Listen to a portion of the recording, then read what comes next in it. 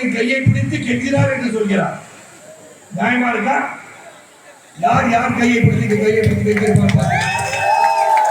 உன்னதமான தலைவர், அப்பழுக்கற்ற ஒரு தலைவர் 1954 முதல் 1963 வரை தமிழகத்தை ஆண்ட ஒரு பொற்கால ஆட்சி தந்த பெருந்தலைவர் என்பதை யாராலும் மறுக்க முடியாது, மறக்கவும் முடியாது என்பதுதான் உண்மை. பெருந்தலைவர் அவர்கள் ஆட்சி பீடத்தில் அமர்ந்த உடனேயே ஆரம்ப பள்ளி, நடுநிலை பள்ளி, உயர்நிலை பள்ளி என்று கல்விக்கு முக்கியத்துவம் தந்ததனால்தான் கல்விக்கு தந்திருந்த பெருந்தலைவர் என்று பெயர் வந்தது. சமீப காலமாக பெருந்தலைவர் ஆட்சி அமைப்போம், பெருந்தலைவர் ஆட்சி அமைப்போம் என்று பலரும் சொல்லி வருகிறார்கள். அதற்கு காரணம் அப்பழுக்கற்ற ஒரு ஆட்சி தந்தவர் பெருந்தலைவர் அவர்கள். அதே சமயத்தில் பெருந்தலைவரை இழிவுபடுத்தவர்கள் அதிகமாகிக் கொண்டே இருக்கிறார்கள். அவர்களின் கையை பிடித்து கெஞ்சினார் என்று சொல்கிறார். நியாயமா இருக்கா? யார் யார் கையை பிடித்து